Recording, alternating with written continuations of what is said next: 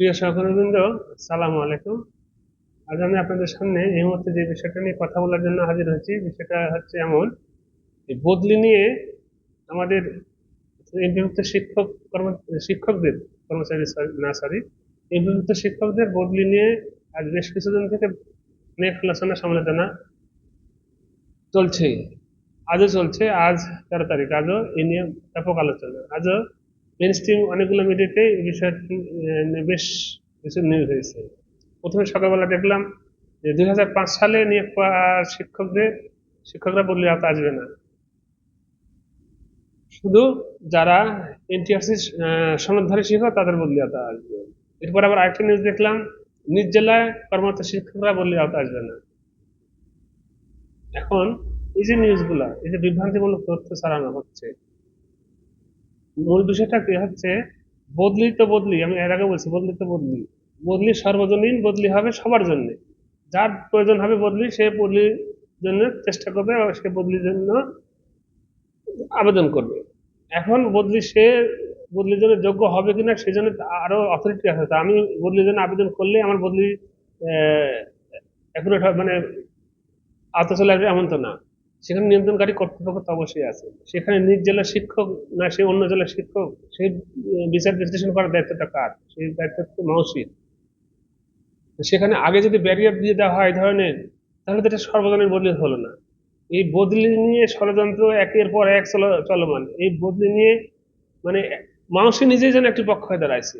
মাউসি যেখানে যেখানে কর্তৃপক্ষ ভূমিকা নিবে, তার চেয়ে দেখা যাচ্ছে মানসিক কারো দ্বারা হয়তো কোনো একটি পক্ষ দ্বারা প্রভাবিত হয়ে নিজে একটি বিভিন্ন ভাবে এই বদলিকে কিভাবে বাধাগ্রস্ত করা যায়, এই বদলিকে কিভাবে নিরুৎসাহিত করা যায়, এই বদলিকে কিভাবে ঝুলিয়ে দেওয়া যায়, এই একটা ইয়েতে মানসিক একটা পক্ষ হয়ে দাঁড়া গেছে। মানসির মানসি কেন এই পক্ষ? মানসির কাছে আমরা সবাই শিক্ষক, আমরা সবাই দাবিদার। মানসি এখানে রেফারের ভূমিকা থাকবে, সে বিষয়টা পরিচালনা করবে। কিন্তু মানুষ আজ এক প্রস্তাব দিচ্ছে, কাল এক প্রস্তাব দিচ্ছে। এটা এটা এটা কোন ধরনের আশা? এটা কোন ধরনের বিষয়? আপনার বদলিটা চালু করার উদ্দেশ্যটা কি? বদলিটা চালু করার অন্যতম প্রধান উদ্দেশ্য আমি মনে করি, হ্যাঁ, দূরের শিক্ষক যারা আছে তারা কাছে যাওয়ার সুযোগ পেলেও পেতে পারে, একটা বিষয় আছে। আর পাশাপাশি বদলি চালু করার ফলে শিক্ষার একটা গুণগত মান পরিবর্তনের একটা সুন্দর একটা আশা আছে।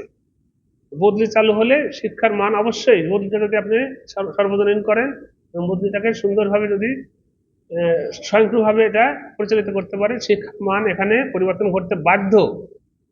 তা আপনি সেই বদলিকে কুক্ষিগত রাখার উদ্দেশ্যে আজ এক কথা, কাল এক কথা, পরশু এক কথা, এইভাবে বদলি চালু রাখার, এইভাবে বদলিকে মানে বিতর্কিত করার উদ্দেশ্যটা কি? এই উদ্দেশ্য কি তাহলে বদলিকে বানচাল করা? আমি বুঝতেছি না। এইভাবে কাদের মন রক্ষার চেষ্টা করা হচ্ছে, না কারো দ্বারা পরিচিত হচ্ছে মহর্ষির কর্মকর্তারা? আমি আবারও বলতেছি, ভালোভাবে বলতেছি, সুন্দরভাবে বলতেছি, যারা এই কর্তৃপক্ষ আছেন এবং যারা সকল শ্রেণীর শিক্ষক আছেন সবার উদ্দেশ্যে বলতেছি, বদলি সর্বজনীন। এবং সর্বজনীন বদলি হলে সবচেয়ে সুবিধা হবে কি, সকল শিক্ষকের একটা আওতা থাকবে। যার দরকার ভাই, যার বাড়ি নিজ জেলা, সে কেন বদলি নিবে আমাকে একটু বুঝান তো। তার কি প্রয়োজন আছে বদলি নেওয়ার? বাড়ির কাছে স্কুল থেকে সে কি দূরে যায়? দূরে স্কুলে যাবে? তার শখ হয়েছে কি করে হবে? কেন অযথা একটা পক্ষদারি করতে চাচ্ছে?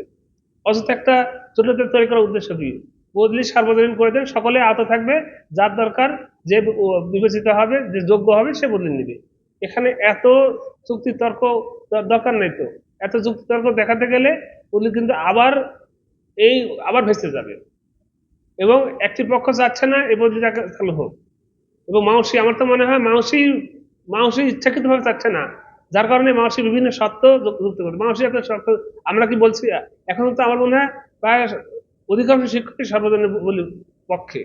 কিছু কিছু শিক্ষক আছে এনটিআরসি, তাদেরকে মাউসির পক্ষ থেকে বা বিভিন্ন পক্ষ থেকে ভুল বোঝানো হচ্ছে প্রতিনিয়ত, যে তাদের বদলি আটকে যাবে। ভাই, আপনাদের বদলি আটকাবে না। একটা কথা মনে রাখেন, হ্যাঁ, সেখানে বিভিন্ন শর্ত যুক্ত করে দেওয়া আছে। শর্ত যেমন এর আগে দেখলাম যে 3টি শর্ত প্রধান বিবেচ্য থাকবে, যে দূরত্ব, নারী শিক্ষক এবং জ্যেষ্ঠতা। এই ধরনের শর্ত থাকতেই পারে, এবং এই ধরনের শর্ত থাকলে আমার মনে হয় যথেষ্ট। এর মধ্যে নিজ জেলায় তারপরে হচ্ছে 2005 সাল, এগুলো কেন ভাই?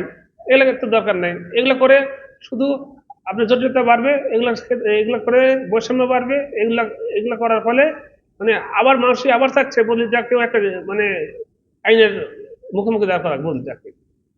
এই ফাঁদে মানুষের এই ফাঁদে পা দেওয়া যাবে না।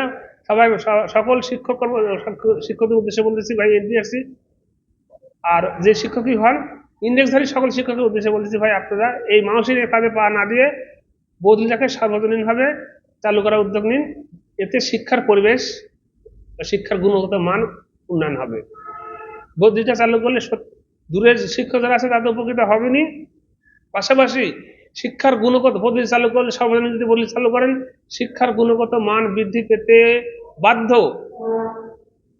সঠিকভাবে স্বয়ংক্রিয়ভাবে যদি বদলি চালু থাকে, শিক্ষার বদলির মাধ্যমে আমাদের এমবিইউতে শিক্ষা ব্যবস্থার গুণগত মান বৃদ্ধি পেতে বাধ্য। আমি আবার বলতেছি, আশা করি এই মাউসের এই ফাঁদে আপনারা কেউ পা দেবেন না এবং এটা মেনে নেওয়া যাবে না। তো কোনো শর্ত ছাড়া বদলি, এক কথায় শেষ, সকল ইন্ডেক্সধারী শিক্ষক বদলি আসবে।